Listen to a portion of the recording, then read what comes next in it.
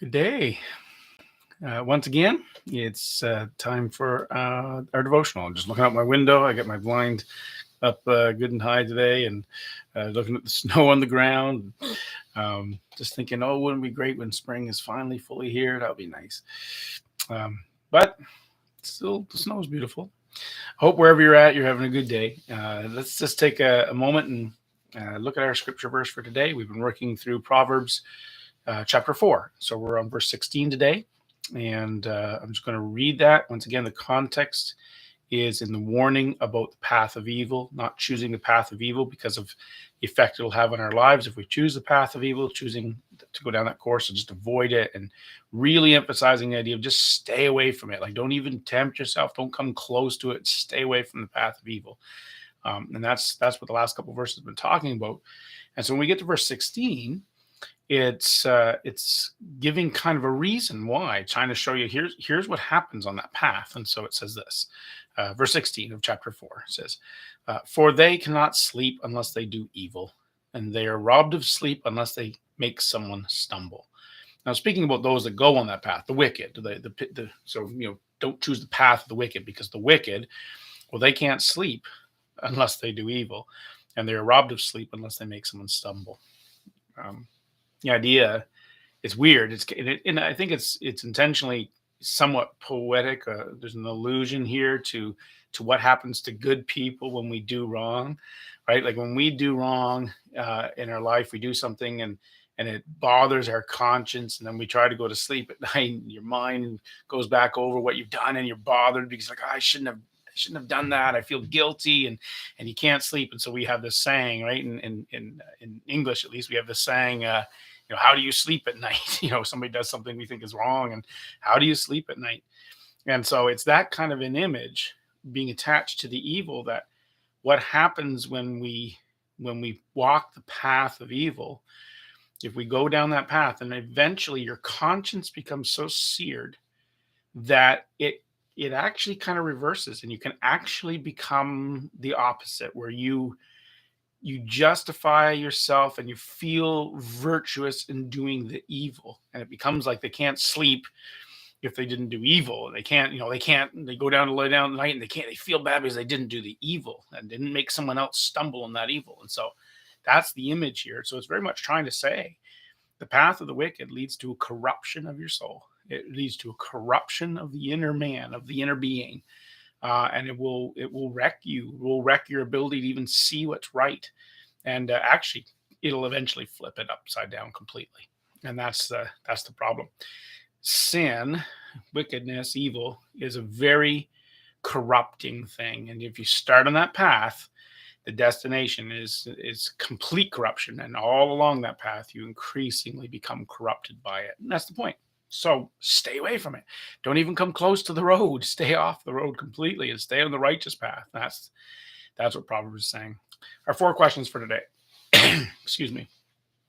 Question number 1: can I give an example of this corruption and work? And a really powerful example is actually the story of Satan. So I don't know if you have Christian background or not, but in Christianity, we have this story of the background of the most evil being ever, who's not a god. He's well under God.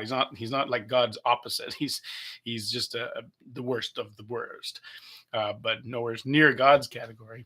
But he's powerful and he's very evil. And so Satan, the devil, or whatever you want to say, is an example of this. He was once an archangel that was beautiful and was God's servant, and he became proud and arrogant, and he went down a road of evil. And the result of it, of course, is that he becomes so corrupted that now he's the if you will, he's kind of the champion of all evil. He purposes himself to bringing down God's kids, humans, like going after us to corrupt us and make us as corrupt as he is. That's his goal.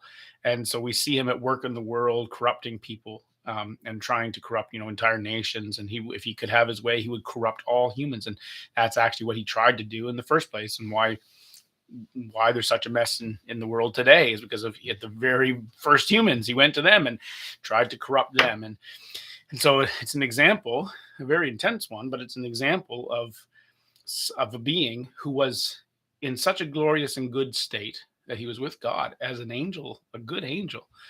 But then he rejected God, and the result was corruption to the point where he just works to corrupt everyone and everything he can.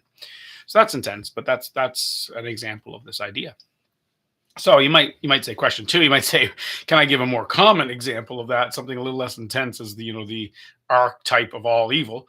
Well, and I would say there's probably many examples we could set upon in our world. We could say there's one, there's one, there's one. I'll use a more generalized one, common but generalized, and that is a lot of the moral revolution of our day. And everywhere in the world today, it seems everywhere there are forces at work, there are people at work to try and upend the entire moral order. They want to flip everything upside down and call what we used to call good evil and what we used to call evil good. And there's this whole tendency to want to flip that around. And that revolution, if you ever notice, if you watch it carefully, observe it, and maybe you've never done this, but I would encourage you just to look at it and notice how much there is an intolerance. Often they'll say they're very diverse or whatever, but there's actually an intense intolerance for people who do not join their revolution.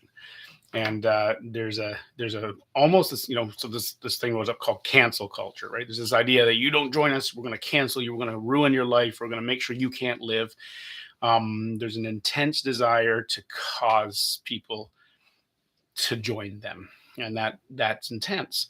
Now, not with everyone, but as an example, you can probably think of examples within that framework. You can probably think of examples where people have done that very thing, and there's a drive there. It's almost like they can't sleep until they get everyone who disagrees with them to stumble along in their belief and join them, and so that might be an example.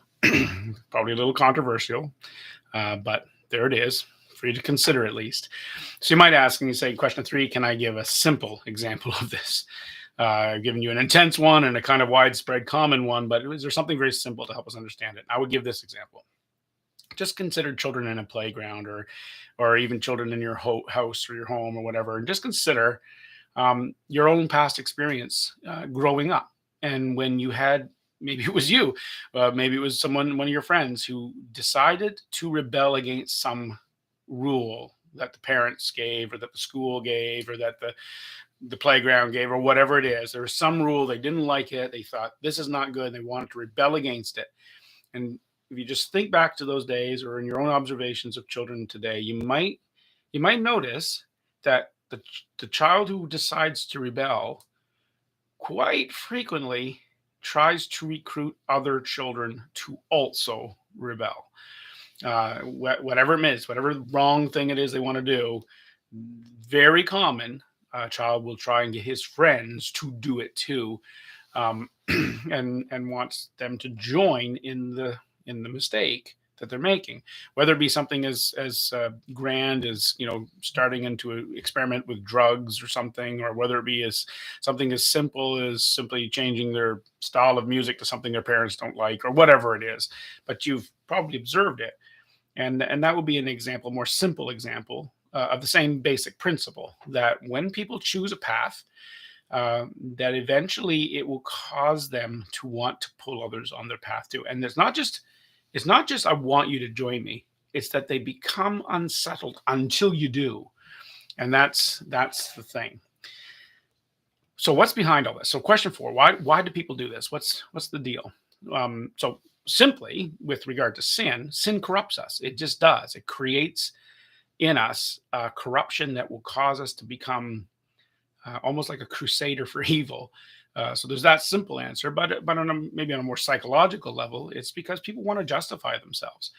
People, when they choose something, they want to feel like they're still in the right. And so one of the ways we do that is we try and convince others to join us, because if others join us, then maybe it's right. We have this flawed thinking that somehow righteousness is defined by, however, if we can get the majority to be there, or if we can get someone to agree with us, then that will make it righteous. And so it's an attempt at self-justification. So go right back to the verse of the day, they can't sleep until they do evil. or until they cause someone else to stumble. Their conscience is kind of corrupted. And then if I can just get someone else to join me in it, maybe I won't feel as guilty. It's kind of like that. And that's what happens. And it's a terrible corrupting thing. And eventually you sear your conscience, and then you want to bring other people just because of the pure evil of it. But that's that. So this is given to us today. This verse 16, is given to us today in that progress of thought of avoid evil, avoid going on that road. Don't even start down that road. Don't even come close to where you can start down that road. Just stay away from it. Why? Because it sears your conscience and corrupts your soul. Stay away from it. If you start down that road, there will come a time when you won't even recognize anymore that it's an evil road. And you'll start to want to bring others on it too. So for you today, your question, it maybe is not so much a question as just kind of an encouragement. For your own sake and for the sake of those that know you, avoid the path of wickedness. It's bad for you and everyone around you. So choose God's way instead. That's today's encouragement. And God, please help us to do this. Spare us from becoming agents of evil. Instead, help us to stay true to you. In Jesus' name. God bless you all. God willing, next week, it looks like my calendar is going to allow for it. I will be on schedule, and so I should be able to have the devotional on Tuesday, Wednesday, Thursday, and Friday, various parts of the day. And encourage you just to check out our YouTube on the weekend as well for the Lord's Day, and consider that as part of your devotions to the Lord. Anyways, have a great day. Take care.